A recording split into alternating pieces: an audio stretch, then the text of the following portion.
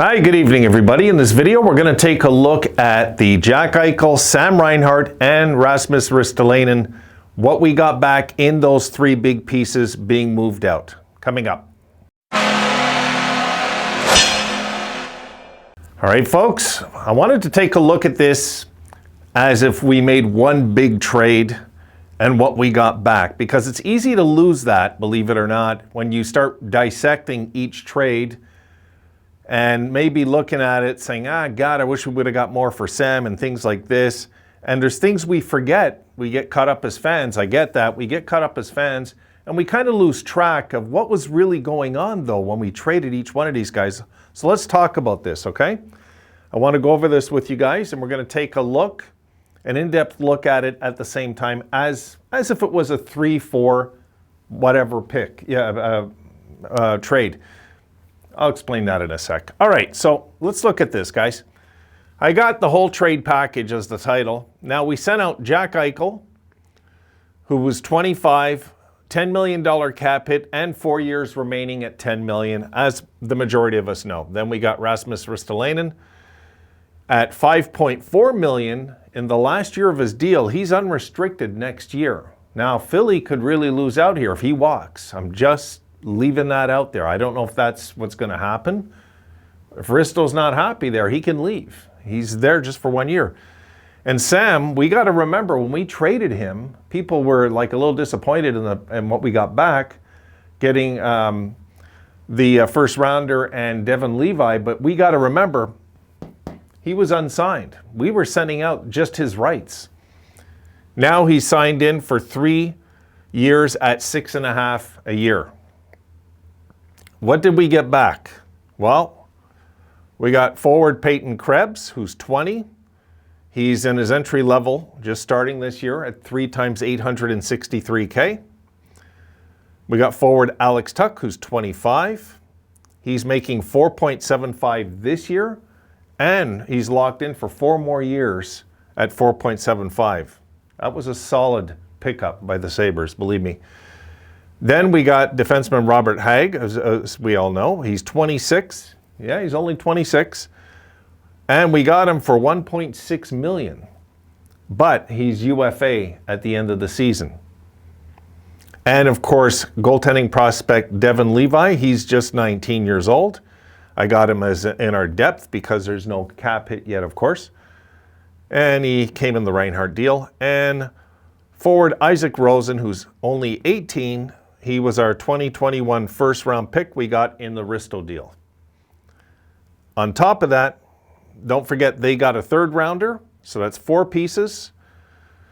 And we got a 2022 first rounder, a 2022 first rounder 2 times. So 2 first rounders next year, and a 2023 second rounder, and another 2023 second rounder. So we got 4 pieces went out, 9 pieces came back. The cap hit that we sent out, and I'm going to count Sam's salary because it's what he would have, if he would have signed in Buffalo, we were paying at least this. We probably would have had to pay more, to be honest, but we'll leave it at 6.5. The cap hit we sent out is 21.9. The cap hit we took back is 7.2. Cap saved, 14.7. 9 pieces versus 4. Now, I'm not just saying it's a ripoff. It's not. We sent out substantial pieces to other teams. But to look at it, when you break it down this way, and you look at it just this way, Adams did his work, folks. And you know what? The man did a good job. If you look at just this, the money, the $15 million saved basically, to get this deal done, $15 million saved.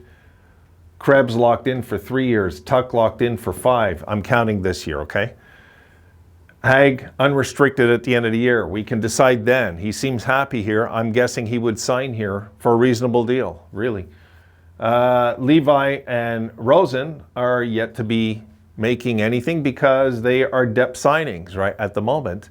And 2 first rounders and 2 more second rounders the year after added on to the package that we already know that we're getting. So if you look at it that way, it doesn't look so bad, does it? It really doesn't look so bad if you look at it like one big trade. Now, let's look at the next 2 drafts. Okay, now I'm comparing it to the Coyotes, because as we all know, the Coyotes have a ton of picks coming the next 2 years. They have a ton of first and second rounders. But take a look at this, guys. Take a look. Let me get over here. The next 2 drafts, the Sabres got 4 first rounders and 4 second rounders. Okay. The Coyotes have also 4 first rounders, but they got 6 second rounders. So the Coyotes took, a lot of you were asking me, shouldn't we do the same thing as the Coyotes and take in these bad contracts? For what? No, there's no need. Really, there's no need. This dictates that. Okay? If we were that desperate, okay, to take on some extra cash to get another pick or something, it would have been done in the Jack deal. It would have been done. We would have retained salary, and maybe this would be 5 first rounders and 3 second rounders. You get what I'm saying? Maybe. But Adams, of course, didn't want, and I agree with him, he did not want to retain any salary. We need our cap space is important, because the Coyotes, as much as this looks better because they have 2 more second rounders, go look at their cap space, folks, and go look at some of the contracts they're stuck with.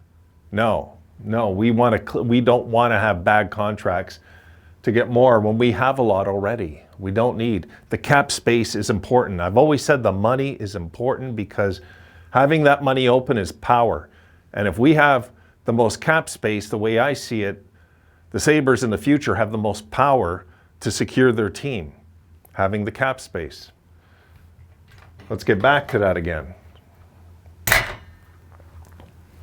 We saved almost $15 million through this whole thing. Almost 15 million, 14.7. It's smart. It was good business by Adams. It was good business by Adams. He thought not just of the future, he thought of the money too, because to secure the future, you need the money in the future. We have it set aside. It's pretty smart.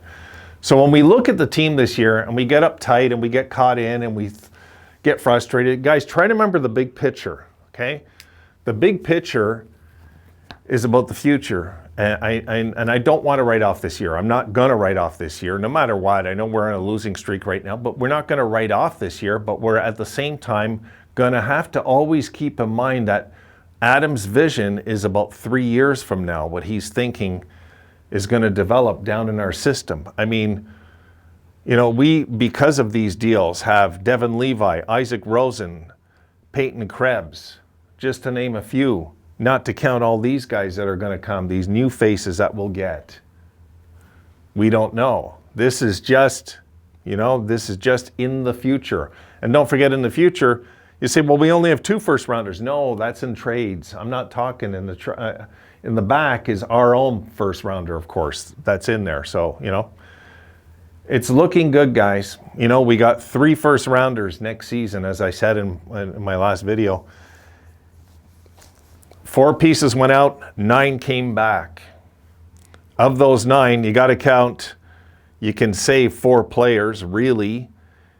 3, because 2 are depth signings, right? 1 was a draft, 1's a depth acquisition signing. So we got to get these guys, of course, on their entry levels eventually. Robert Hagg, I think, is going to stay a Sabre. I really do. And Tuck and Krebs are going to fit in just fine. You know, I really think so.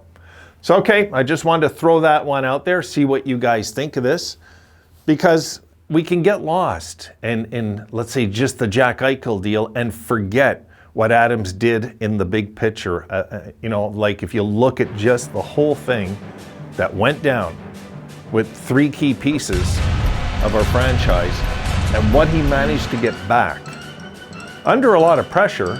And let's face it, he's a young GM. He's learning, and he really did his job well, I think, when it came to these trades, when you look at the big picture.